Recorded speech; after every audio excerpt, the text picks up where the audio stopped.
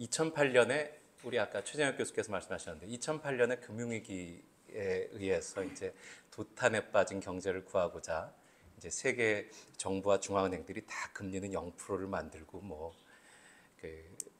가서 돈을 꿔줄 테니까 가서 돈을 쓰든지 아니면 쓸 돈이 없으면 돈을 쓰고 싶지 않으면 자산이라도 사서 자산이 자기 가격이 더 좋아져서 자기 자산이 많아지면 돈 많아진 것 같고 그러니까 또 돈을 쓰게 되니까 지금 벌써 한 14, 15년 동안 사람들한테 계속 돈을 쓰게 또 계속되는 양적 완화를 해온 다음부터 언제부턴가 이 절약과 검약, 저축 이런 말은 낡은 말이 아니라 그냥 없어진 말이 됐고요. 모든 사람이 투자에 대해서 얘기를 합니다. 그래서 이 모든 사람들이 모든 일반인들도 이 투자에 대해서 각자가 주관이 있고 투자에 대해서 얼만큼씩 생각이 있을 거라고 생각합니다. 그래서 여기 모이신 분들도 아마 모든 분들이 자기 모바일에 MTS 깔고 얼마만큼씩의 유가증권 투자 같은 거 하고 계실 거라고 제가 생각하는데 저는 평생을 트레이더라는 직업을 하면서 살았습니다. 이게 옛날에 딜러라고도 부르고 제가 92년부터 직장 생활을 했는데 처음에 잠깐 수습사원 한 거 말고는 사실 그 직업을 하면서 아주 최근까지 30수년을 살았습니다. 근데 옛날에는 어떤 사람들은 딜러라고 하면 카지노에서 일해? 이런 거 물어보는 사람도 있었고 그건 90년대 얘기입니다만 그 다음에도 많은 사람들이 그냥 그렇게 알죠. 우리 회사를 대표해서 회사의 캐피탈로 이 어떤 주식이나 유가증권이나 외환이나 이런 거를 싸게 사고 비싸게 파는 행위를 계속해서 회사에 큰 돈을 벌어주기도 하고 큰 손해를 입히기도 하고 그러다가 여러 가지 스캔들도 나오고 90년대에는 심지어 이런 사람들이 뭘 잘못해서 세계 굴제은행이 1달러에 팔려서 없어지는 이런 일도 있었다고 그럽니다. 사실 근데 지금은 이제 시절이 바뀌어서 그런 일은 일어나지 않죠. 근데 사람들이 이런 일들의 결과와 보이는 것만 보고 이제 여러 가십의 어떤 중앙에 오르기도 합니다. 그래서 제가 시작할 때 그냥 질문하면서 시작하고 싶은 게 본인이 생각에 유가증권을 사고 팔거나 다 하시고 계실 거라고 생각하는데 나는 투자자라고 생각한다. 그럼 이제 또 한쪽 반대 개념은 반대라기보다 또 다른 카테고리는 나는 투기자라고 생각한다. 본인이 어느 쪽이 맞으세요? 투자자가 맞습니까? 손을 들어봅시다. 투자자라고 생각해요. 본인이 투자자야. 지금 제가 이 투자자하고 투기자를 각자 어떻게 정의하세요? 이런 건 여쭤보지 않겠습니다. 근데 그냥 지금 생각에 본인이 투자자라고 생각하는 사람.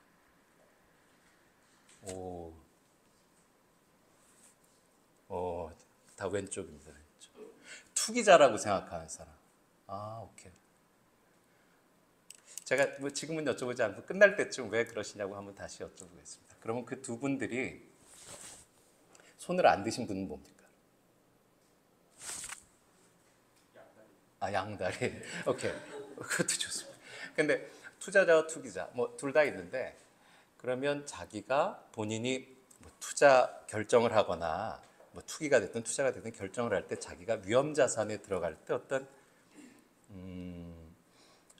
자기가 정한 자기가 생각하는 최소 수익률이 있다. 내가 비트해야 되는 이 정도의 수익률을 갖고 있다. 있겠죠. 근데 누가 그냥 0보다만 크면 돼 이러진 않을 거 아니에요. 있겠죠. 근데 내가 그걸 정하는 로직이 있다. 나는 이게 항상 벤치마크가 있어서 아니면 내 계산에 뭐가 있어서 이거는 이겨야 돼 라는 로직이 있다. 한 분. 그럼 진짜 그냥 먹기만 하면 됩니까? 여하튼 그래서 이제 제가 평생 해온 일이 이제 이 트레이딩인데 이 트레이딩이 우리가 생각하는 투자와 이게 의미가 딱 맞는 건지 사실 잘 모르겠어요.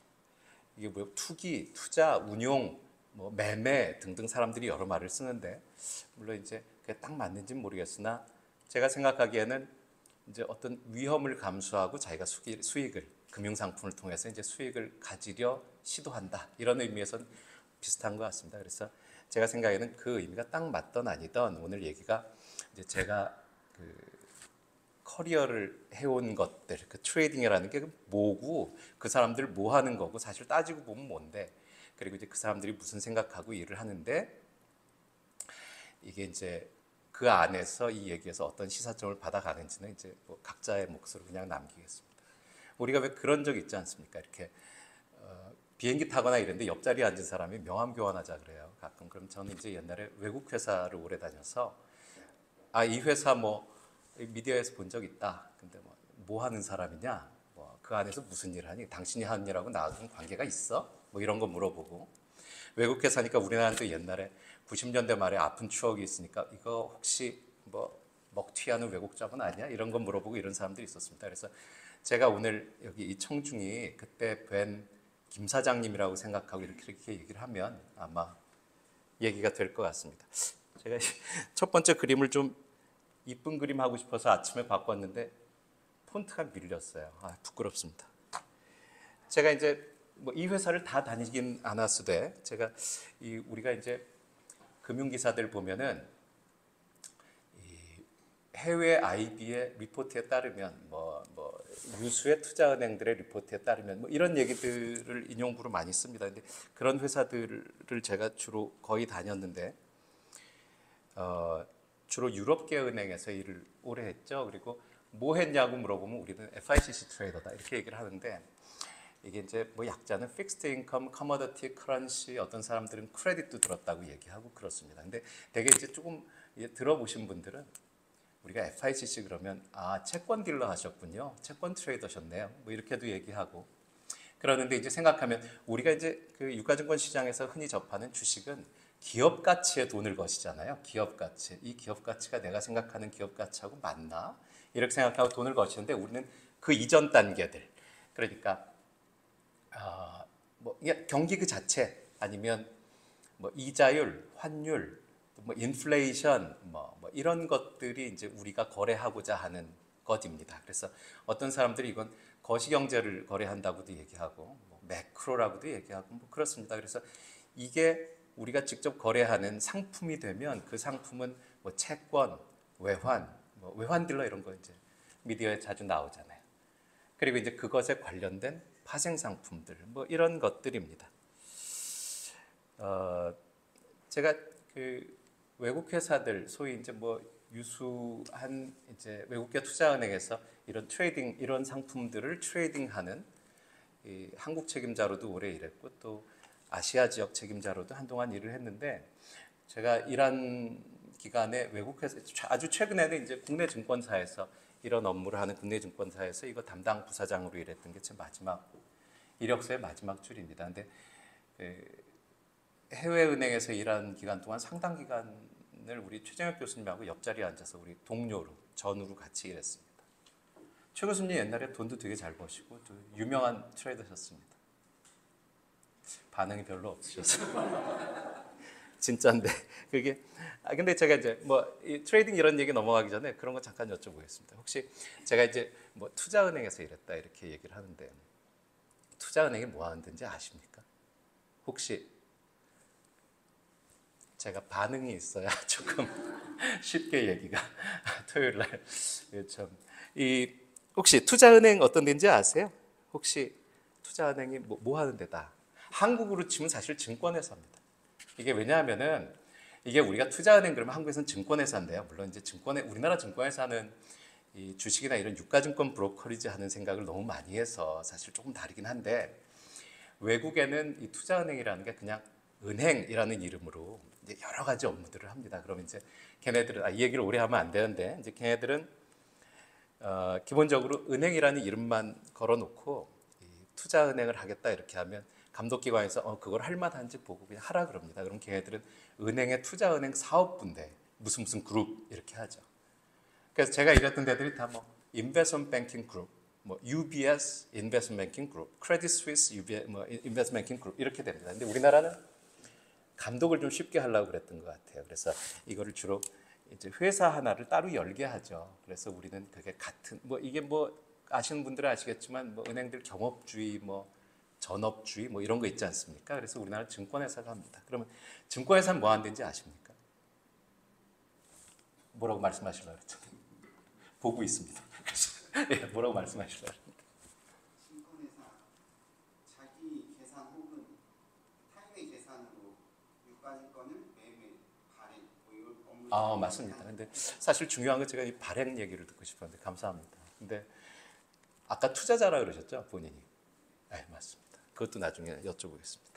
이게 사실은 이제 제가 이런 얘기 하다가 트레이더 얘기를 좀 하려고 그러는데 이게 증권회사는 그냥 이 금융 이제 그 거래소의 회원권 가지고 이걸 해준다기보다 원래는 직접 금융하는 데가 맞습니다. 이게 원래 취지가. 왜냐하면은 은행 가서 간접 금융은 뭔지 아실 거예요. 은행 가서 대출 받고 예금 하시잖아요. 은행이든 증권회사든 이제 돈 남는 사람 모자른 사람 이렇게 연결시켜주는 중개자 아닙니까? 그래서 은행은 우리가 돈 남아서 예금하면 그냥 내 거래 상대방은 은행이 되죠. 또 모자르면 뭐 하세요? 대출 받으실 거 아니에요? 그러면 대출 누구한테 받으세요? 은행한테 받죠. 그리고 물론 그 은행이 그 자기 돈 아닙니다. 사실 누구한테 예금 받을 거고 뭐 이렇게 한데 우리는 기본적으로 대출 받을 때 그 돈 누구한테 왔는지 관심 없고 관심 가질 필요 없습니다. 왜 관심 가질 필요가 없냐면 내가 돈 맡겼다가 물론 이자를 손해 보지만 나중에 가서 돌려달라 그러면 되잖아요. 뭐 중도 인출 이런 거 해도 되고 중도 상환 해도 되고 뭐 그렇습니다. 근데 이제 이게 옛날에 이게 그냥 장사하는 사람들끼리가 문제가 없는데 옛날에 이제 십시일반으로 받은 예금을 가지고 막 산업이 발전하다 보니까 무슨 뭐 미국에 철도도 놓고 막 이러잖아요. 갑자기 사람들이 돈이 길게 필요해. 큰 돈이. 그랬더니 사람들이 내가 이제 제가 은행인데요. 500명한테 돈 꿔줘 한 사람한테 꿔줬더니 한 사람 망하면 제가 망하잖아요. 그리고 멀쩡히 제가 돈 꿔준 사람 멀쩡히 잘 살아 있는데 갑자기 어느 날 500명쯤 되는 우리 이 사람들이 예금자들이 와서 돈 꿔달 자기가 예금한 거 돌려달라 그러니까 내가 돌려줄 돈이 없어요. 또 망하잖아요. 그럼 이거 어떻게 하면 되겠어요? 서로 이 사람이 돈 빌리고 싶으면 기업한테 가서 직접 돈 꿔주면 되죠. 그러면 이제 알 거 아니에요. 이 기업이 몇 년 동안 돈이 이렇게 많이 필요해. 그러면 뭐 그거 돈 꿔주면 몇 년 동안 못 받겠구나 미리 알고 하는 거니까 좀 쉽잖아요, 얘기가. 그래서 선생님 성이 어떻게 되세요? 소 선생님. 그러면은 저기 선생님 성이 어떻게 되세요? 고 선생님. 소 선생님이 죄송합니다. 손가락질 났는데. 소 선생님이 자본가예요. 돈이 한 1,000억쯤 생겼습니다. 이제 큰 기업을 하세요. 뭐 예를 들어서 뭐 요즘 기업 뭘 하죠? 반도체를 개발한다고 칩시다. 근데 돈이 좀 길게 필요해요. 당장 돈 나올 게 아니라 1,000억 있으신데 한 500억 정도 하실라 그래요. 이제 빌려주시려고. 근데 이때 이제 제가 어떤 역할을 하냐면 아까 같이 내가 돈 받아서 이렇게 꿔드리는 게 아니라 이러면 언제 내한테 돈 도로 달라 그럴지 모르니까 두 분 제가 소개만 시켜드리는 거죠. 소개만. 그래서 한 500억쯤 되는 돈을 한 10년쯤 꿔드리려고 그래요. 근데 아마 제가 소개만 하니까 중간에 예대 마진 이런 거 없으니까 아마 돈도 좀 비싸게 꿔주시고 원래 은행하고 하는 것보다야 좀 싸게 꾸실 수 있을 것 같아요. 근데 절대 안 망해요. 10년 동안 안 망할 것 같아요. 진짜로 회사가 잘 될 것 같아요. 됐어요? 10년 동안 꿔주실 거예요. 어떤 컨선이 있으세요? 고려해야 될 것. 그것도 좋은 말씀입니다. 담보 맞습니다. 또 미래의 가치를 좀 보는 경우도 있고요. 안정적인 부분, 그러니까 이제 자산에 대한 부분도 생각을 해보시고 장사가 잘 될 것 같냐? 잘 갚을까? 그것도 해결했어요. 그럼 이제 이 채무 불이행에 대해서는 잘 갚으실 것 같지 않습니까? 채무 불이행에서 문제가 없어요. 어떤 걱정이 드세요? 500억이면 자기 자산 중에 한 반쯤 됩니다, 지금. 그리고 또 10년 걱정 안 되세요? 어떤 걱정? 10년이나 가면 어떤 걱정? 다른 데 빌려주면 더 많이 수익을 기회 비용이 있잖아요. 그거 제가 두 번째 여쭤볼 거예요. 그 전에 첫 번째. 또 어떻든 안정적이라고 하죠. 경제적으로, 세계적으로. 오케이. 그 이제 이 고 선생님. 고 선생님의 고 선생님한테 대한 믿었지 못함이죠. 그게 첫 번째인데. 사실은 제가 어떤 거 여쭤보고 싶어요. 10년 동안 뭔 일이 생길 줄 알아요? 뭔 일이 세상에 생기는 게 아니라 나한테, 본인한테, 소 선생님 본인한테. 아니 중간에 사업을 하셨는데 돈이 한 800억쯤 필요할 수 있습니다. 물론 500억 남겨놨지만 어떻게 현금화하실 거예요? 아니, 어떻게 저한테 이제 예를 들어 제가 주선하는 사람이잖아요. 그럼 저한테 뭐라고 요구를 하세요? 뭐라고 요구할 것 같아요? 그 부분에서 충분히 뭐 이제 해소하려고 노력은 오케이. 하지만 오케이. 제가 이제 어떤 얘기를 드리냐면 와서 중간에 돈 달라고 할 수가 없어요. 근데 이제 소 선생님이 고 선생님한테 차용증서 끊어주셨잖아요. 차용증서를 남한테 주면 되잖아요. 돈 받고. 그죠? 은행에다가 빌려준 돈은 은행 가서 중도 인출을 해달라고 하지만 내가 차용증서를 받은 거면 고 선생님이 다른 사람이 갖고 와도 그 사람한테 줄게 이랬단 말이에요. 그게 유가증권인데. 그래서 이제 투자은행이 유가증권 발행하는 데인데 유가증권 발행을 도와주는 데인데. 그럼 이제 소 선생님이 가셔서 저한테 이렇게 이거 중간에 나 돈 필요하면 어디다 이 증서를 팔아버릴 수 있어? 이렇게 물어볼 거예요 저한테. 여기까지 이해하셨죠? 그러니까 이제 제가 뭐라 그러냐면 걱정하지 마세요. 내가 중간에 저 믿을 만한 회사이기 때문에 중간에 이제 이자율이 좀 움직이긴 하겠지만 내가 그 소 선생님 그 중간에 돈 필요하시면 내가 시장에서 그 증서를 살 사람을 본인을 대체할 사람을 내가 구해올게요. 이렇게 얘기합니다. 이제 유통시장을 만들려는 노력이에요. 이 채권에 대한. 근데 그럼 저를 믿겠어요? 그게 아니 복덕방이 어디 이제 내가 주택을 사는데 이게 사실 갭 투자 같은 거 한단 말이죠. 근데 요즘 이게 시장이 조금 이렇게 유동성이 없어. 근데 걱정하지 마세요, 사장님. 제가 살 사람 꼭 마련해서 1년 안에 팔게. 이거 어떻게 믿습니까, 사실은? 그죠? 제가 이게 그 법적으로 바인딩한 것도 아니고. 그래서 제가 무슨 얘기를 하냐면 걱정하지 마세요. 이런 회사를 내가 하려면 이렇게 주선한 회사 제가 자본금도 좀 있어야 되고 허가 받으려면 저도 돈이 좀 있어요. 내가 사줄게. 이렇게 얘기합니다, 소 선생님한테.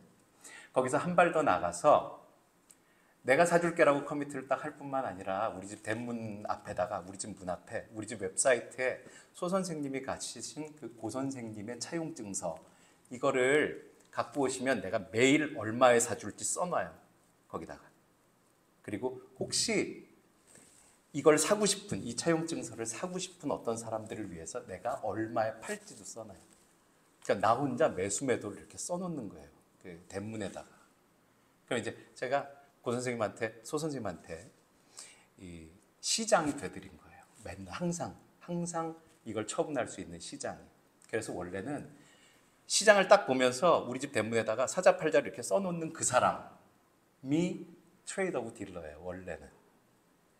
그래서 이게 이제 시장 가격이 오르면 이렇게 올라가서 따라서 써놓고 내리면 써놓고 그리고 진짜 와서 그 중에 하나에 나한테 사라고 탁 그러면 내가 빨리 사서 사람들 빨리빨리 찾아서 팔든지 이렇게 하는 거죠. 근데 어느 날 내가 딱 생각이 든 게 중간에 돈 필요해서 나한테 팔겠다고 하셨는데 내가 사가지고 이렇게 있다가 뒤에 돌아보니까 조금 구전 먹고 팔 때가 있는데 내가 생각을 해보니까 열흘만 더 있으면 가격이 엄청 오를 것 같아. 막 이런 생각을 하기 시작한 거지. 이걸 우리가 포지션이라고 부르고 이게 트레이더인데 이게 저희가 하는 일입니다. 이제 아셨습니까? 그래서 이제 우리가 이런 일 하는 사람들이 트레이더예요. 물론 이렇게 손님들하고 아무 상관없이 시장을 이렇게 보고 있다가 그냥 저게 오를 것 같아, 저게 내릴 것 같아, 오를 것 같은 거 사고 내릴 것 같은 거 팔아서 돈을 버는 그냥 뭐라 그러죠? 날투기. 이런 것도 우리가 하는 일 중에 꽤 많은 부분을 차지합니다. 물론 이제 근거 없이 하지는 않겠죠.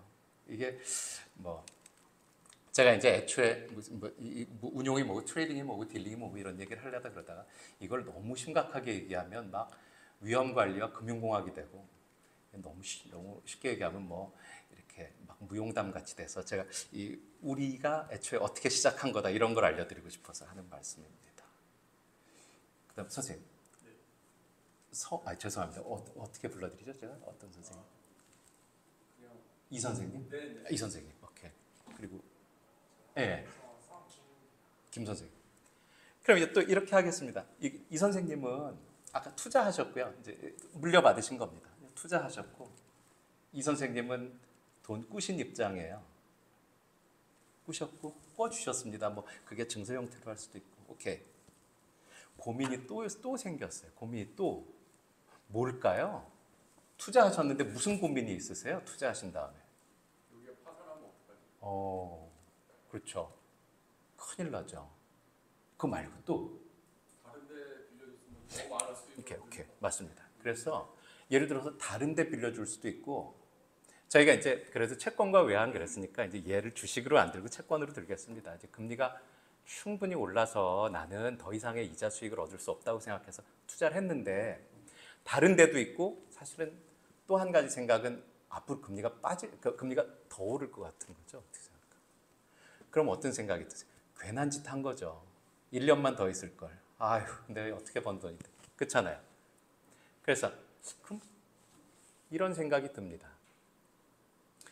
거꾸로 김 선생님 입장에서는 걱정이 뭐세요? 내가 헛짓을 한 거가 되려면 시장이 어떻게 돼야 돼요? 돈을 꾸셨잖아요. 돈을 꾸셨는데 금리가 더 안 빠질 줄 알고 돈을 내려가면 난 진짜 헛짓 한 거지. 괜히 했어. 근데 세상에 재밌는 건 뭐냐 하면 이렇게 두 분이 같은 시간에 이렇게 서로 다른 생각을 할 수 있다는 거죠. 그죠? 그러니까 거래가 될 거 아니에요. 누군가가. 근데 걱정이 뭐냐 하면 투자한 걸 걷진 못해. 어떤 이유에서든지. 빌린 돈을 도로 갚아버리진 못해요. 그렇잖아요. 근데 두 사람이 정말 저기 이 선생님 입장에서는 금리가 더 오르는데 저걸 보고 있으려면 막 가슴이 터질라 그러고 내가 산 채권은 가격이 빠지고 금리하고 채권 가격이 반대로 다니는 건 그냥 아시죠. 뭐 그렇습니다. 만약에 다른 쪽으로 간다면 또 가슴이 터지고 두 분이 이런 고민을 어떻게 해결하실 수 있을 것 같아요? 어떻게 해결하실 수 있을까요? 간단하게 따지면 뭐 해지를 할 수도 있고 아니면 뭐 더 바보 이론이라는 게 있잖아요. 네. 그래서 나랑 반대로 생각하는 사람한테 제가 그걸 팔아버리는 거죠. 맞습니다. 근데 제가 이제 이런 생각 해봤습니다. 두 분이 만나시면 돼요. 두 분이 게임을 하면 됩니다. 두 분이 그냥 뭐 한 500억 투자하셨으면 그 중에 뭐 난 다는 아니고 절반만 없애버리고 싶어 이러면 절반만 채권이 있다고 생각하고 1% 오를 때마다 그러니까 오르면 내가 돈을 좀 벌어야 되잖아요. 오르는 게 싫잖아요 지금은. 그러면 1% 오를 때마다 나한테 가셔서 돈을 내. 나한테 그냥 돈을 주세요. 내기하는 거예요. 오를까 내릴까 금리가. 가격이 오를까 빠질까 이걸 해서 자기가 걱정되는 방향으로 자기가 걱정되면 되는 쪽으로 가면 돈을 달라 그러세요. 근데 저분은 거꾸로 생각하실 테니까 돈 줄 테니까 그러면 내 쪽으로 오면 나한테 돈 줘라. 여기까지 이해하셨습니까? 이걸 뭐라고 부릅니까? 파생 상품이에요. 파생 상품. 옵션하고는 약간 다른데 옵션은 권리만 있고 이제 이렇게 뭐라고 표현해야 되나? 이제 그래프가 꺾여 있으니까 약간 다르지만 그래서 이제 이걸 파생 상품이라고 부릅니다. 뭐 그런 거잖아요. 저기 사실은 한국하고 일본하고 축구했는데 축구 선수들만 상금을 받는 건 아니에요. 우리끼리 내기를 하면 내가 거기서 뛰진 않았지만 그래도 한국이 이기면 일본이 이긴다고 생각하는 사람 돈을 받을 수 있잖아요. 그래서 물론 이거 할 때 조심해야 되는 거는 두 분이 게임을 했는데 게임에서 자기가 졌을 때 갚을 돈이 있는지는 잘 보고 해야 됩니다. 그만큼씩 서로 이제 중간에다 담보를 걸어 놓든지, 그죠? 이 에스크로우를 하나 만들어 놓든지. 이제 그런 게 우리나라에 뭐 선물 거래소 뭐 이런 것도 있고, 뭐 시장에서 이렇게 은행들끼리 따로따로 거래할 때 서로 담보도 잡고 이렇습니다. 근데 여하튼 이런 파생 상품 거래를 하는데 또 이제 저로 돌아와서 트레이더로 돌아와서 저는 어떻게 하냐 하면 이렇게 두 분을 주선도 해드리고요. 제가 선생님하고 반대 입장으로 생각하면 그냥 내가 상대가 돼드려요. 어떨 때는 이제 김 선생님하고 반대 입장이라고 생각하면 내가 그냥 상대가 돼요. 그래서 내가 하고 싶은 것들을 쭉 모아놓으면 아까 그냥 채권을 사고 팔았고 한 거하고 비슷한 상황이 나와요. 그래서 뭐 이렇게 해도 돈을 법니다, 저희들이. 그래서 이제 뭐 물론 그 안에는 뭐 금리가 오를까 내릴까 뭐 환율이 오를까 내릴까 하는 이 예측이 주가 되겠지만 여하튼 뭐 이런 식으로 돈들을 법니다. 세 번째, 우리가 또 무슨 일을 하지? 생각을 해보니까 ELS 해보신 적 있습니까? ELS 투자해보세요. 이 선생님은 다 해보셔서 말고 다른 분 혹시 ELS 투자해 보신 분 있어요? 아, 없구나. 네, 없구나. 저희가 이제 뭐 그런 거죠. 이제 그 사람들한테 별로 아까 옵션 얘기하셨는데 별로 이제 일어나지 않을 것 같은 일들을 상정해주고 그 일이 안 일어나면 시장에서 당신이 구할 수 있는 그런 이자보다 좀 많이 드릴게요. 이런 게 이제 뭐 ELS 투자입니다. 또 이제 그런 것도 있죠. 예를 들면 혹시 제가 성함을 몰라서 제가 여쭤볼게요. 채권 사 보셨어요 혹시? 채권은 사본 적은 없어요. 아, 사본 적 없어요? 예금은 하실 거 아니에요? 어디 은행에 하십니까? 국민은행. 국민은행. 요즘 국민은행이 1년짜리 한 금리 얼마나 합니까? 한 4% 하나? 4%안 되죠 요즘? 좀 안 될 것 같아요. 제가 이런 제안을 드릴게요.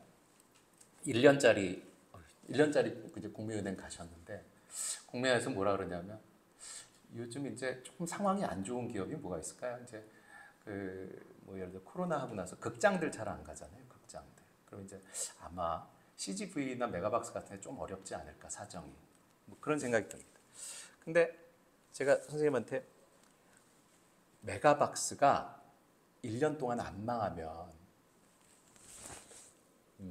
예를 들어서 한 1억 정도 예금하셨는데 메가박스가 1년 동안 안 망하면 제가 이제 3.5% 원래 예금 빠지는데 제가 한 0.5% 붙여가지고 한 4% 드리겠습니다. 하실 것 같아요? 하실 것 같아요? 그래요? 오케이, 알겠습니다. 그러면 이제 대신에 반대급분 뭐냐면 메가박스 망하면 그 1억은 못 가져가시는 겁니다. 괜찮아요? 오케이. 괜찮다 그러셨어요. 그리고 또 비슷한 거 뭐 있지? 저 괜찮다. 그럼 조금 또 뭐 이번에 또 비슷한 것도 해보세요. 예를 들어서 뭐 회사 아슬아슬한 거 뭐 있지 요즘? SK? 아, SK. 오케이. 근데 SK가 망할 것 같지는 않은데. 뭐 어쨌든 그럼 하나 더 걸을게요. SK가 안 망하면. 근데 이번엔 얘기는 뭐냐면 메가박스하고 SK하고 둘 다 안 망해야 돼. 하나만 망해도. 근데 SK까지 걸면 내기하시는 거죠. 저. SK도 걸면 이건 SK는 좀 안 망할 것 같잖아요. 솔직히 1년 동안 망하겠습니까? 그러니까 한 0.2%만 더 드릴게요. 그럼 이제 3.5가 됐던 게 두 개 걸고 4.2까지 됐어요. 하십니까?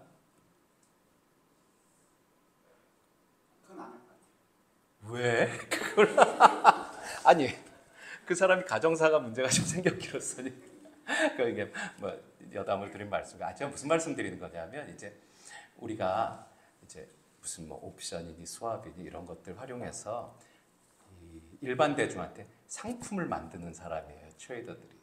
그래서 왜 자동차 사시러 제네시스 샵에 가시면 우리는 완성차를 사잖아요. 근데 그 안에 뭐 부품이 되게 많이 있습니다. 근데 이게 완성차를 며칠 날 우리가 손님한테 얼마짜리 인도하기로 했으면 이제 그 뒤에 있는 사람들은 그 부품들 다 쪼개서 인도되는 날까지 싼 건 미리 사고 비싼 건 안 사고 싸질 때를 기다리고 중간에 샀다 팔았다도 몇 번 하고 이래서 그 완성차가 딱 나왔을 때 손님한테 판 가격 대비 제일 싼 원가를 만들어내려고 할 거 아니에요. 트레이더들이 아까 얘기한 ELS는 설명이 조금 복잡해서 그러긴 했는데 ELS니 조금 아까 말씀드렸던 그런 이제 파생 상품들 이런 거 만들어서 손님들한테 주고 그걸 중간에 해지한달까 이 단가를 낮춰서 돈을 벌어내는 그 과정들 이게 우리가 다 하는 일입니다. 이 안에 밖에서 사람들이 보면 이거를 막 부품을 샀다 팔았다 하는데 그들한테는 이제 샀다 팔았다 하는 것만 막 보이는 거죠. 물론 아까도 말씀드렸지만 이런 고객하고 아무 상관없이 그냥 싸 보여서 사고 비싸서 팔고 집에 가서 기도하고 막 뛰어내리고 막 뭐 이런 일도 사실 우리가 하는 일 중에 하나긴 합니다. 여하튼 이게 시간을 너무 많이 여하튼 그래서 이제 이만큼이 트레이더들 이제 하는 이런 거고요. 뭐 이 내용들 대충 저희가 얘기한 겁니다. 이제 여기서 근데 사실 여담이지만 그래서 사실은 이제 우리가 중간에 손님들한테까지 가는 과정까지 이렇게 안정감 있게 쫙 흘러가게 하면 다 좋은데 사람이어서 욕심이 많이 나죠. 욕심이. 그래서 이제 욕심 부리다가 집에 가는 애들도 많고 뭐 이렇긴 한데 그래서 이 여담인데 항상 사람이 실수하잖아요. 근데 제가 똑같은 일을 32년을 했어요. 근데 정말 웃긴 게 뭐냐면 지금도 후회하고 있는 게 1년에 한두 번씩 뛰어내리고 싶다. 이런 생각하죠. 밤에 기도하다가 나와서 뛰어내리고 싶다. 이런 생각하는데 매년 이 똑같은 실수를 반복해요. 이상하게. 그래서 사람이다 이런 생각을 하고 나중에 참 이 사람들 정신 건강을 위해서도 AI가 빨리 대체해야 되는 직업이 아닌가. 뭐 그런 생각은 듭니다.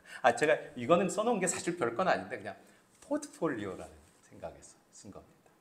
이게 이제 채권 하는 사람들이 아마 여러분들도 채권만 트레이드하는 사람이다 이렇게 생각을 하면 이 채권이 이제 아까 우리가 뭐 누구한테 돈 꿔줬어요 이러니까 제일 처음에 하시는 말씀들이 이 사람이 돈을 갚을 건지 말 건지 이거부터 생각하시잖아요. 근데 이게 갚을 확률이 갚지 않을 확률이 비슷한 사람을 모아놓으면 그냥 그 섹터라 그래야 되나 업종이라 그래야 되나 뭐 발행자 그러니까 그 돈 꿔간 사람 업종이 되겠죠. 채권을 발행한 사람 국가는 당연히 갚아줄 거라고 생각합니다. 은행들 또 투자 등급의 회사들 이렇게 모으고 그 회사들이 발행한 채권이 1년인지 2년인지 3년인지 이렇게 하면 이 셀이 나오게 이렇게 뭐라 그렇게 하나 저 칸이 한 25개 정도 30개 이렇게 나옵니다. 여러분들이 이제 익숙하신 주식으로 하시면 국채 은행 투자 등급 이거를 예를 들면 소부장, 테크, IT, 자동차 이렇게 하시고 1, 2, 3, 4를 한국, 미국, 일본, 중국, 유럽 이렇게 나누셔도 됩니다. 그래서 트레이더들이 이렇게 우리가 생각해 보면 $1 트레이더다. 채권 트레이더다. 그러면 한 종목 붙잡고 하루 종일 앉아서 그거를 샀다 팔았다 이건 아니고요. 통화를 하는 사람들은 여러 통화를 가지고 있고 채권을 하는 사람은 여러 개를 갖고 있어서 저 그림을 보면서 거기서 싸 보이는 거 계속 사고 비싸 보이는 거 계속 파는 액션들을 계속 반복하면서 저 전체 그림이 나한테 좋은 돈을 벌어주는 데까지 가는 게 우리들의 목적이에요. 이제 그 여러 가지 이제 그 아트가 되겠죠. 여하튼 그렇습니다. 여러분들도 그러지 않으세요? 이제 이런 포트폴리오 만들고 이러시잖아요. 뭐가 먹으면 뭐가 조금 덜 해주겠지. 예를 들어서 미국 주식을 사는 마인셋 이런 거. 예를 들면 세상이 나쁘면 미국 주식이 좀 빠져도 달러가 오르겠지. 이런 것도 일종의 이제 포트폴리오나 마찬가지죠. 그러니까 이제 환하고 주식을 좀 섞어 놓은 거예요. 그래서 자기가 이제 그 어떤 안정감 있는 투자 이런 걸 위해서 포트폴리오를 생각할 수 있습니다.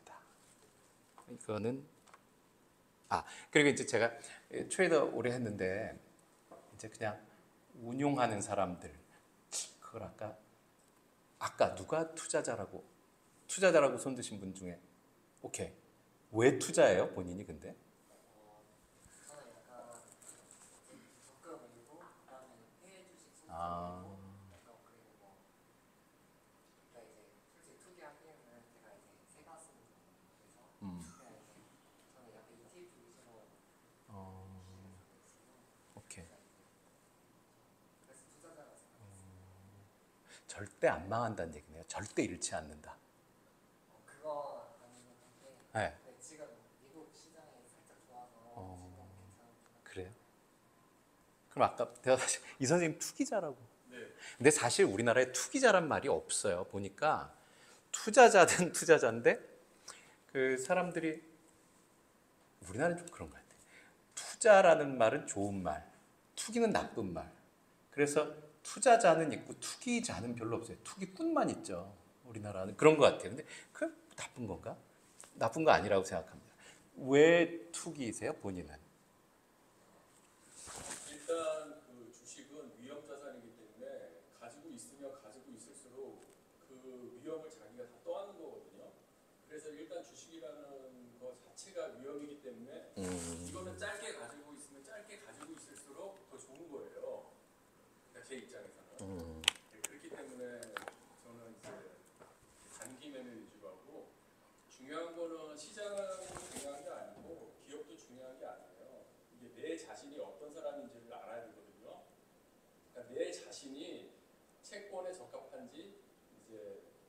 투자에 적합한지 미국 주식에 적합한지 저처럼 아주 그냥 그 단기 투자에 적합한지 내 자신이 어떤 사람인지를 먼저 알아서 거기에 잘 맞는 방법으로 이제 돈을 버는 게 중요하죠. 한약 같은 경우도 이 사람한테 맞는 한약이 있고 저 사람한테 맞는 한약이 있고 나한테 맞는 한약이 있잖아요. 그게 다 다르잖아요. 그래서 뭐 사실은 뭐 시장보다 기업보다 더 중요한 게 자기 자신이고 자기 자신이 가장 잘할 수 있는 거를 해서 시장에서 돈을 버는 게 저는 제일 중요하다고 생각하기 때문에 저는 제 자신을 투기자라고 제가 더 드릴 말씀이 없습니다. 근데 이게 사실 지금 말씀하신 마치 이제 최근에 읽었던 책 중에 모건 하우젤이라는 칼럼니스트가 썼던 돈의 심리학인가 아마 굉장히 비슷한 말씀인 것 같아요. 근데 그 제가 이제 이 얘기를 왜 드렸냐면 처음에 제가 이제 여러 트레이더들하고 같이 일할 때 그 트레이더들을 이제 쪼는 방법이 뭐냐면요. 이 사람들이 계속해서 이제 다시 주의를 한 게 쪼는 방법이 뭐냐면 시장을 어떻게 생각해? 이렇게 안 물어보고 시장을 어떻게 생각한대. 그러면 왜? 항상 그래? 근거가 뭐야? 이제 뭐 예를 들면 사람들이 믿고 있는 어떤 영어 표현으로 믿라는 미신이 있는 것 같아요. 이럴 땐 꼭 이렇다. 뭐 이런 게 있는데 그거에 이제 계속해서 챌린지하는 과정이 제가 이제 그 옛날에 거래자들을 쪼는 이런 이제 요령이었어요. 그래서 이제 그 비슷한 얘기를 이제 질문을 한번 던져보고 싶은 건데 그건 맞는 말씀이에요. 제가 생각하기에 투자자는 밸류를 보고 거래하는 것 같고요. 이건 그냥 제 정의입니다. 제가 스스로 투자자는 가치를 보는 것 같고요. 투기자는 그냥 변동성만 보는 것 같아요. 그래서 투자자는 자기가 생각하는 가치하고 지금 보고 있는 가치가 달라서 그 자기가 생각하는 가치가 실현될 때까지 기다리는 거죠. 이제. 그래서 절대 투자자는 이론적으로 절대 깨지면 안 됩니다. 사실은. 그러니까 아마 안 깨질 거예요. 근데 투기자는 이유가 뭐든 시장이 움직이는 게 자기가 본인이 그 뭐라고 표현해야 돼? 모니타이즈 할 수 있을 정도. 이제 자기가 먹고 나올 수 있을 정도의 크기인지만 보면 그냥 하는 게 투기자인 것 같아요. 근데 아까 룰 말씀하셨는데 진짜 좋은 말씀인 것 같아요. 제가 이제 직업 트레이더를 하고 있을 때도 그런 얘기를 사람들한테 많이 했는데 되게 좋은 말씀인 게 사람들이 솔직히 처음에 저희 집에도 이제 주식 투자 열심히 하는 사람이 한 분 있고 뭐 저도 아주 안 하지는 않지만 근데 사람들이 처음에 투기를 시작했다가 깨지면 갑자기 투자자가 돼요. 깨지면. 그래서 이 비자발적 장기 투자자들 그 많은 사람들. 그래서 어떤 룰 세팅 되게 중요한 것 같아요. 제가 그 말씀 꼭 드리고 싶었습니다. 사실 자기가 처음에 생각한 대로 하자라는 얘기 되게 많이 해요. 또 하나는 이건 제가 맞다 틀리가가 아니라 우리가 흔히 얘기하는데 장기 투자. 미국 주식이 미국의 지수가 항상 장기로 적립식으로 투자하면 무조건 먹는데 어떻게 생각하세요? 혹시 아니라고 생각? 다른 분들 뭐 혹시라도 의견이 있습니다. 미국 주식, 미국 지수는 S&P는 ETF로 매일 조금 이상 무조건 먹습니까? 반응이 없으시죠. 근데 여하튼 예, 말씀하세요. 맞습니다. 맞는 말씀입니다. 근데 이게 한번 보니까 어떤 시점에 들어갔더라도 꼭 먹고 나오는 것, 그건 보유기간이 나중에 보니까 7년 정도인 것 같더라고요. 7년. 언제 들어갔든지. 이게 기복이 있으니까.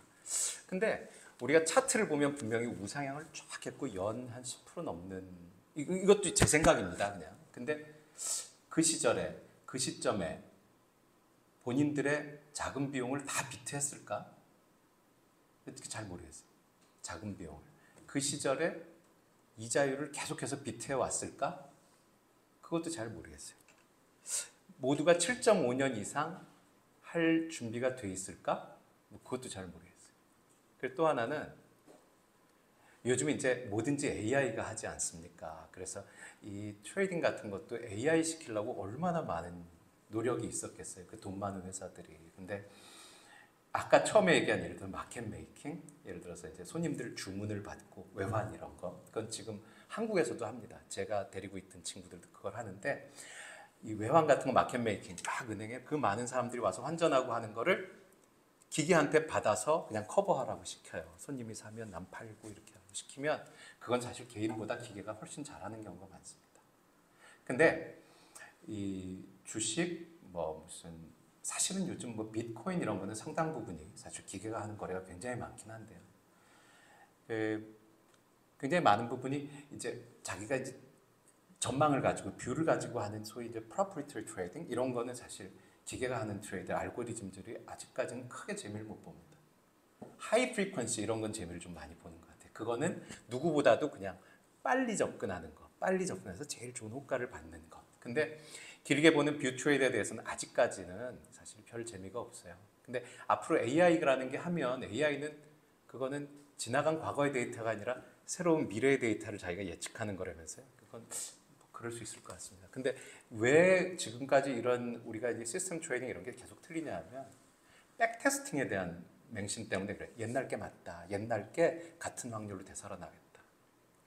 그래서 사실 저도 개인적으로 그렇고 제가 뭐 사실 시장에 있는 모든 팀들이 2021년 이후에 아주 심하게 터진 팀들이 되게 많습니다. 왜냐하면은 이 양적 완화에서 돌아서는 걸 정말 처음 봐서 우리가 물론 이제 뭐 70년대 뭐 폴 볼커가 어쨌다 뭐 이런 거 우리가 책에서 많이 보는데 뭐 그땐 한 지금 한 50년 만에 그거 처음 봐가지고 아마 집에 간 사람들 되게 많습니다. 근데 과연 글쎄 장기 투자 이거 좀 잘 생각해봐야 되지 않느냐. 지금 금리가 2008년 이후로 제일 높은데 비자발적 장기 투자자가 되기에는 비용이 너무 크다 이런 생각이 듭니다. 그래서 이제 하나 이제 제가 그래서 혹시 그런 생각해 보셨어요? 제가 그 시장에 가서 이제 뭐 팀에 결혼이 생기거나 이러면 내가 여러분들 이제 속 개인적으로 투자해서 내가 어떻게 하면 좋은 투자자가 되지? 뭐 이런 생각들 하실 겁니다. 근데 시장에서 이제 결혼이 생기거나 하면 우리가 트레이더들한테 직원들한테 가서 좋은 사람 데려오라고 좋은 트레이더 뽑아오라고 얘기를 합니다. 좋은 투자자, 좋은 투기자, 뭐 좋은 운용자, 좋은 매매자 어떤 사람이라고 생각하십니까? 덕목이 아무나 말씀해 주시면 제가 고맙게 생각하겠습니다. 감정의 기복이 없고 항상 진입하기 전에 최악을 생각하고 진입하는 사람. 그렇게 하세요? 그렇게 하려고 노력을. 좋습니다. 아, 진짜 잘하실 것 같아요. 근데 글쎄 저희가 좀 일찍 만났으면 저하고 일도 할 수 있고 이랬을지도 모르는데 여하튼 그게 맞아요. 자꾸 정답을 얘기하셔서 제가 딱히 하실 말이 있어요. 이게 보면 사람들이 처음에 하는 얘기가 뭐냐 하면 누굴 데리고 와요. 이제 시장에서 누굴 데리고 와서 이 사람 왜 추천해? 그러면은 흔히 직원들이 시장을 잘 봐서 이렇게 추천합니다. 근데 사실은 길에 나가서 이제 이런 운용자들의 소사이어티가 있으면 시장을 잘 본다는 사람들은 하루에도 한 5-6명 데려올 수 있습니다. 그렇게 생각하면 증권회사에 그 글 쓰시는 애널들 또 이제 은행 같은 이코노미스트들 이런 사람들 정말 되게 잘 맞히는 사람 많아요. 그리고 존경받는 사람도 많고. 근데 그 사람들 데려다 사실 시키면 됩니다. 근데 예전에 이제 데스크에 있을 때 그런 거 하시는 분들이 자기가 직접 운용을 하고 싶다고 해서 운용을 시켜보면 사실 한 10전, 100전 95패 정도 됩니다. 제가 약간 과장한 걸 수 있는데 뭐냐 하면 그냥 트레이더는 투자자는 돈 잘 버는 사람이에요. 만약에 그런 생각 해보셨어요? 자기가 뭐 어떤 식으로 투자를 하고 계시는지는 제가 잘 모르겠는데 자기가 그 전체 소득이 이제 근로소득도 있고 금융소득도 있고 있을 거라고 생각합니다. 근데 근로소득 중에 본인이 정말 위험자산만 갖고 근로소득이 아니라 금융소득의 일부를 가지려고 한다면 그냥 오르는 거 말고 내가 아까 포트폴리오 하신다 그랬잖아요. 그것도 굉장히 좋은 생각인 것 같아요. 내가 위험자산을 사고 팔았다 해서 뭐를 하는데 내가 얼마짜리 베팅을 이제 그냥 트레이더적인 생각이 이렇게 하자는 얘기는 아닙니다. 개인이 절대로 이 얼마짜리 베팅을 몇 프로 먹는 베팅으로 몇 번을 하면 내가 연간 벌어들여야 되는 목표가 될까? 뭐 이런 걸 생각해 보셨습니까? 아니면 이건 사실 개인적으로 제가 최근에 해본 건데 그 현재와 미래 캐시플로우 한 5년 정도 이렇게 뭐랄까 우발 채무와 우발한 어떤 수익들을 합쳐서 이렇게 한번 써보신 적 있어요? 그리고 지금 본인이 갖고 있는 자산으로 동원할 수 있는 자금력의 최대치, 담보 가치, 뭐 이런 거 한번 그 시나리오를 가져보신 적 있어요? 그리고 꼭 투자는 레버리지 없이 해야 되나? 제가 절대로 투기를 조장하고 하는 건 아닙니다. 근데 뭐냐 하면 자기가 가진 위험, 자기가 가진 유동성, 뭐 아까 얘기한 것 같이 내가 몇 번 베팅해서 몇 번 얼마짜리를 몇 번 하면 내가 원하는 게 되나? 그게 어떤 말씀이냐 하면 제일 중요한 거는 우리 트레이더들한테 제일 중요한 건 시장을 읽는 거. 시장을 읽는 거 도와주는 사람이 되게 많아요. 시장에 좋은 아티클들도 많고 리서치들도 많고 그거를 계량적으로 접근해 주는 사람도 있고 뭐 엄청 많습니다. 매일 아침 사람들하고 얘기하고. 근데 진짜 중요한 건 자기 상황에 대해서 아까 말씀하신 것 같이 룰 세팅하는 거 이건 정말 중요한 얘기라고 생각합니다. 그 시간이 많이 없으므로 혹시 최근에 이제 이자율에 대해서 심각하게 생각해 보셨습니까? 이자율에 대해서 아까 한 분인가 계셨는데 본인이 위험 투자를 하거나 뭔가에 투자할 때 자기가 본인이 생각하는 최소 요구 수익률이 있다라고 했을 때 있다가 누구였죠? 어떤 분? 오케이. 어떤 로직으로 하세요? 그거를? 몇 학년이세요? 여기 학년제로 합니까? 어떻게? 잘 몰랐어요. 제가 몇 학기? 최재혁 교수님 여기 4년 다니면 이렇게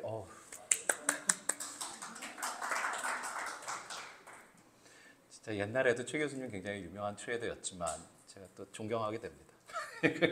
근데 뭐 좋은 말씀입니다. 근데 제가 이제 드리고 싶은 말씀은 뭐냐면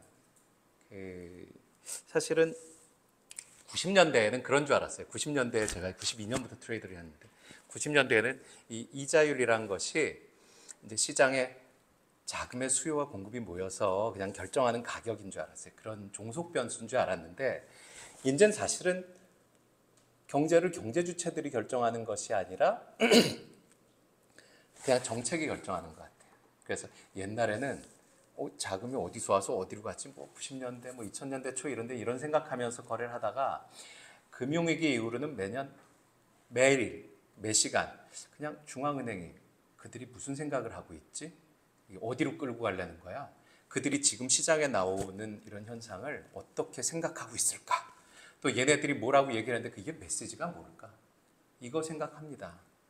그래서 근데 그들이 그런 메시지를 주는데 쓰는 언어가 그냥 이자율인 것 같아요. 그래서 이제 이자율에 대한 생각들.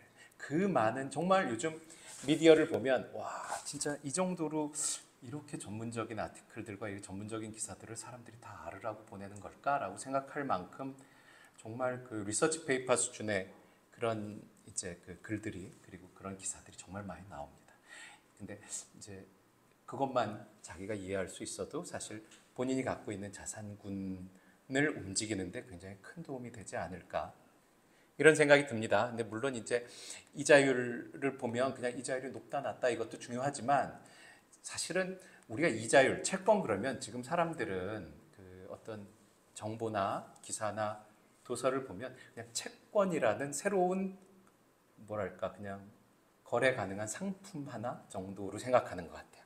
그냥 사람들이 그냥 핫한 상품 그리고 가격 계산이 조금 어려워서 그거 안다 그러면 잘난 척할 수 있는 정도의 상품으로 생각하는 것 같아요. 근데 그거 말고 그냥 그건 이자율을 거래하는 거니까 우리가 생각하기에 수익률 곡선이 뭐다.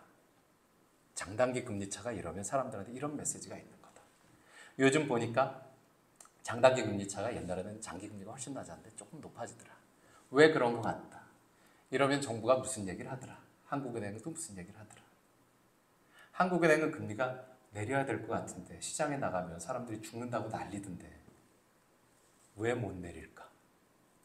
미국보다 먼저 내릴 수 있나? 이런 생각들 좀 하게 되면 아마 본인들이 생각하는 그 자산이나 이런 것들에 대한 자산 운용에 대한 생각이 훨씬 더 입체적으로 위치해지지 않을까. 그리고 또 하나 요즘 드는 생각은 지금 이자율이 2008년 정도 이후로는 제일 높은 것 같아요. 높은데 그냥 높은 게 아니라 인플레이션율보다 더 높아요. 옛날에는 인플레이션보다 더 낮게 만들어서 사람들 돈을 쓰게 만들어야 되니까. 근데 지금은 인플레이션보다 조금 높아서 소위 실질금리가+예요. 그래서 그냥 만약에 우리가 이런 생각을 해봅시다. 증권회사의 MTS를 키고 아마 삼성증권, NH쯤은 있어요. 제가 요즘 잘 안 봐서. 이런 데 보면 여러 종목의 채권들이 그럴듯한 게 많이 나와 있을 것 같습니다. 그 중에 자기가 감당할 수 있는 일정 기간 동안 절대 안 망할 거라고, 안 망하니까 써넣긴 하겠죠. 근데 그 중에 제일 후진 거, 제일 나쁜 회사, 등급도 낮고 그냥 좀 그 중에 제일 망할 만한 거. 근데 내 생각엔 안 망할 거. 근데 걔가 가지고 있는 수익률 정도가 여러분이 그 위험자산 하실 때 벌어야 되는 정도가 아닐까. 그 옛날보다 훨씬 높아진 거죠. 그렇잖아요. 이게 예를 들어서 금리가 미국 금리가 한 5%인데 그 주식 얘기할 때 항상 단리로 얘기하고 그럼 이제 5% 앞으로 사실 금리 많이 안 내릴 것 같아요. 이제 개인적으로는 제가 생각이 옛날같이 전 세계가 협동하는 아름다운 세상이 아니어서 금리가 잘 안 내릴 것 같은데 지금도 시장에 나가서 크레딧을 잘 찾으면 그래도 한 5%짜리 채권들이 있던데 평균 한 4%만 해서 한 3년만 해도 10수 프로가 될 텐데 주식하면 다 벌 수 있을까? 물론 더 벌 수 있겠죠. 더 벌 수 있는데 우리가 밤에 잠을 잘 자는 것도 중요하니까. 그래서 지금부터는 금리가 많이 올라온 상황이라 비자발적 장기 투자자는 정말 아까운 얘기고 점점 더 아마 여러분들의 이런 금융 리터러시가 좀 사람들 간의 차이를 낼 수 있는 상황이 되지 않을까 그렇게 생각합니다.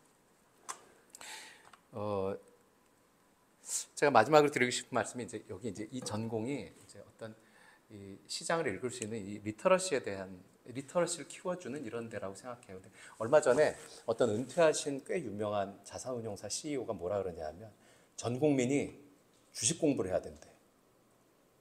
그래서 이제 자기 부의 증식을 위해서 노후를 위해 주식 공부를 해야 된대.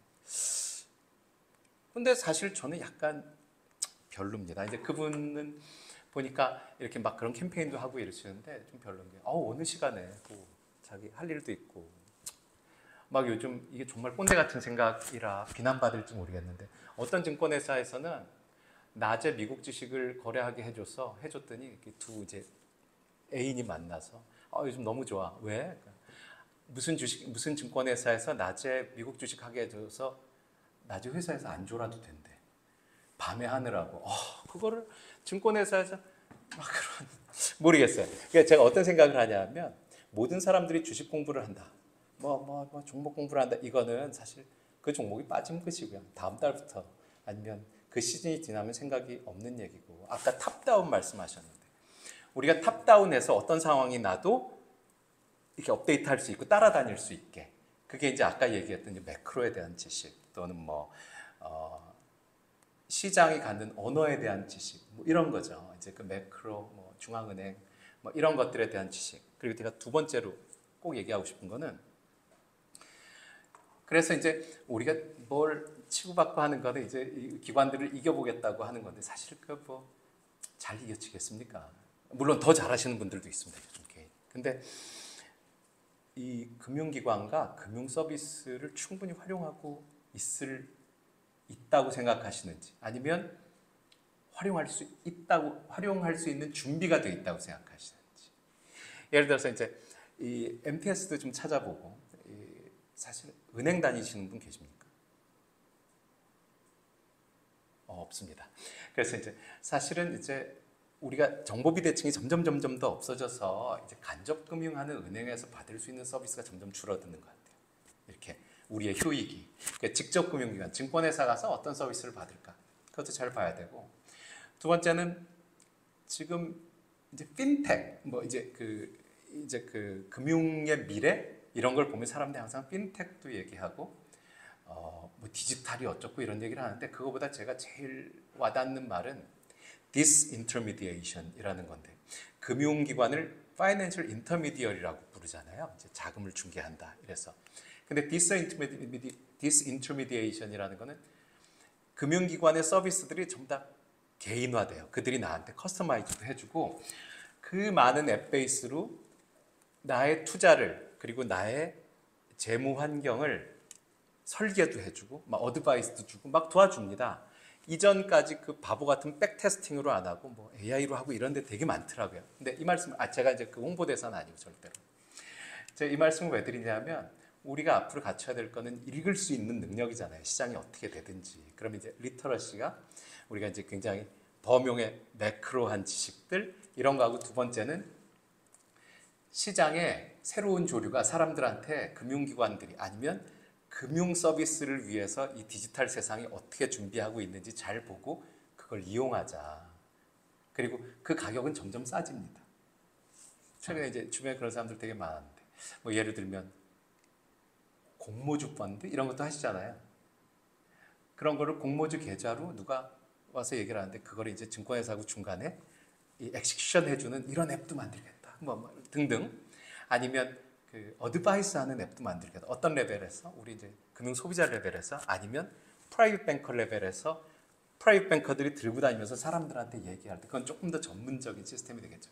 그래서 이 사람들이 꼭 증권회사에 직접 들어가거나 MTS를 통하지 않고도 아마 한 1, 2년 안에 그 굉장히 많은 서비스들을 접하시게 될 것 같아요. 그래서 매크로한 지식과 본인이 도움받을 수 있는 준비 그런 이제 어떤 금융 서비스에 대한 생각들 사실 그것도 공부해야 될 어떤 대상이라고 생각합니다.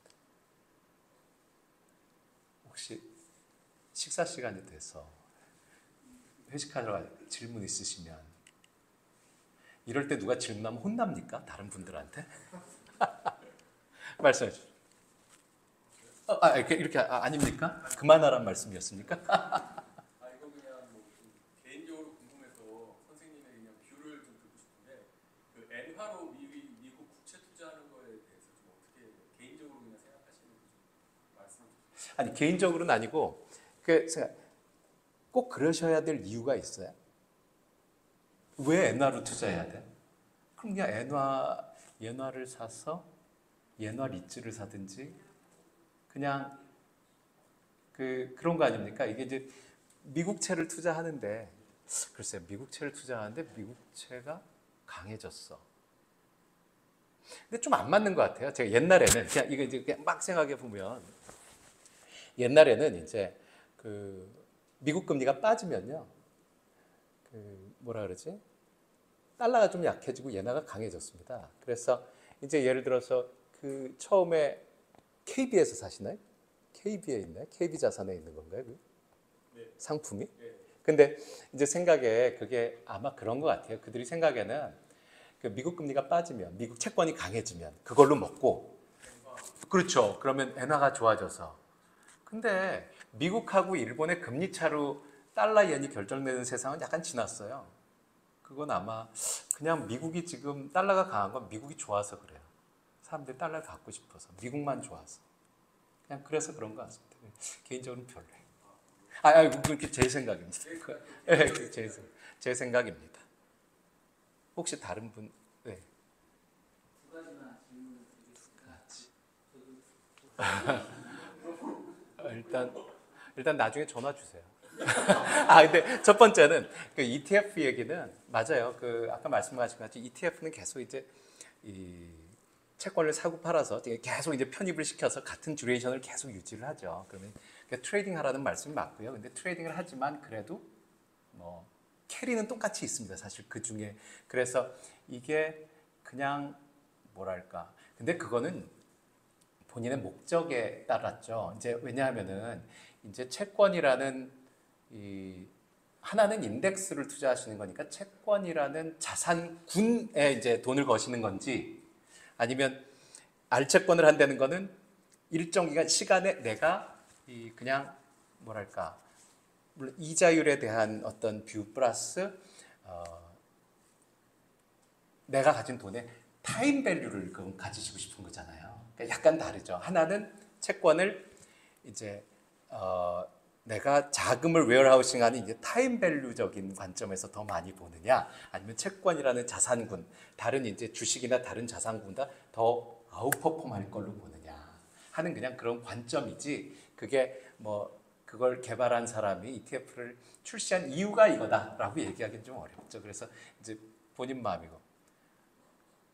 두 번째는 그건 자기 취향이죠. 잘 모르겠어요. 사실은 어떻게 대답해야 될지 잘 모르겠어요. 근데 그냥 제가 시장에 대해서만 생각하는 바를 얘기하면 그렇죠. 지금도 뭐 채권 시장의 매력도 미국으로 보면 포트폴리오의 하나로서 이제 뭐 편입해야 되는 관점에서 보면 지난 한 15년간에 있어서 한 번도 못 보던 밸류가 있다.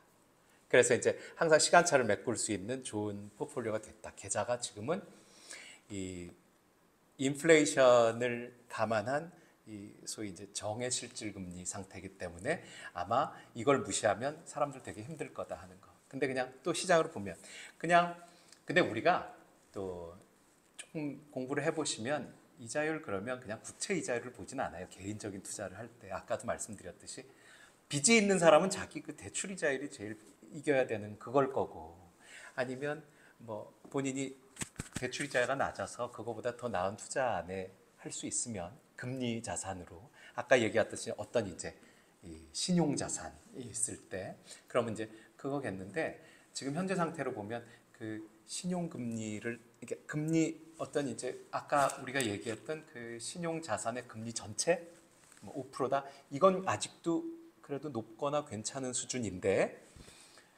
지금 그렇죠. 국채 수준은 높은 수준, 아까 얘기한 그 안에 우리가 이제 그런 정도까지 있다면 금리라는 게 시간의 이 화폐의 타임 밸류하고 크레딧 프리미엄이 있으면 크레딧은 어마어마하게 좁은 상황이죠. 사람들이 무슨 말씀 드리려는 거냐면 사람들이 지금 경기가 어려워서 죽는다 하긴 하는데 아무도 부도날 거라고 생각하지 않는 상황.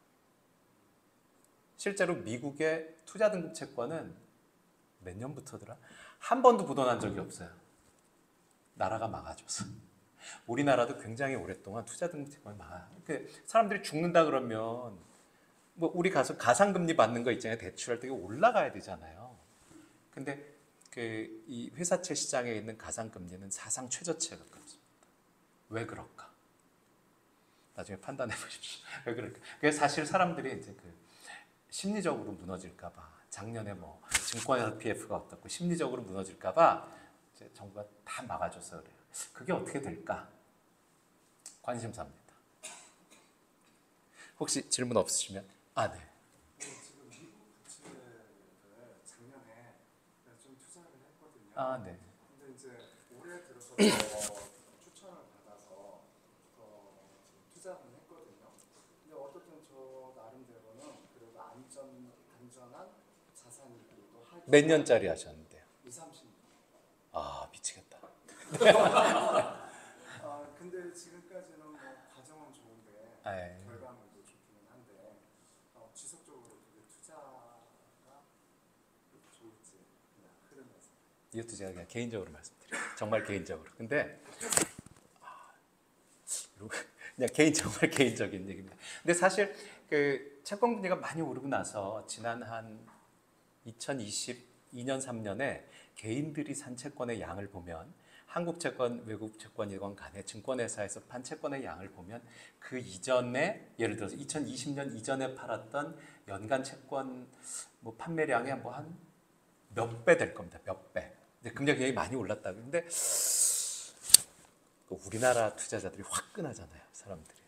그래서 절대 많이 오른 이자율에 한국보다 더 비싼 이자율 뭐 이런 거 원하지 않습니다. 20년짜리, 30년짜리 그럼 이제 채권을 가지고는 몇십 프로짜리 캐피탈 게인이 나죠. 근데 작년만 하지 못할 겁니다. 절대로. 그만큼은. 그리고 가서 나중에 물어보세요. 이거 나한테 팔 때 중간에 당신들 이 사람들한테 패기치는 건데 중간에 얼마 뛰는지 한번 물어보세요. 근데 생각보다 그게 작지 않아요. 그래서 이게 자기가 뭐랄까 머니타이즈하는 레비뉴가 충분해야 돼요. 계획하는 게. 그래서 뭐 금리가 20bp 빠질 것 같아. 0.2%, 0.5% 빠질 것 같아. 이런 생각으로 투자하는 건 아닌 것 같고요. 그죠? 그들이 이제 가져가는 것도 있어서 굉장히 이제 시세 전환 국면 막 이럴 때 하는 거죠. 그런 긴 채권에 또 게다가 미국 건데. 근데 뭐 저는 달러 밸류에 대해서는 되게 좋게 보고요. 커런시 밸류 그냥 이제 미국 채권 그러니까 달러의 밸류에 대해서는 굉장히 좋게 보고 미국 금리는 단기는 더 좋게 보고 장기는 그렇게 잘 모르겠습니다. 솔직히 그냥 참고만 하십시오. 집에서 걱정하시지 마시고 그렇습니다. 그럼 제가 하여간 뭐 매쯤 하면 제가 이제 처음에 이 강의 이제 최 교수님한테 들을 때 전공 이름이 굉장히 깁니다. 이게 경제금융 자산관리학과인데 되게 이제 대학의 전공들이 자기들이 뭐 가르쳐 주는지만 써놓잖아요. 근데 여기는 뭘 가르쳐 줄 테니까 뭐에다 써라까지 이제 있는 것 같습니다. 그래서 굉장히 동질한 관심사를 가지신 아주 구체적인 관심사 가지신 분들이 모여 있는 것 같고 그래서 이분들이 서로 이렇게 잘 디스커션도 하시고 서로 의견 나누시면 좋은 결과 있을 거라고 제가 생각합니다. 앞으로 좋은 일 많으시고 번창하시길 빌겠습니다. 감사합니다.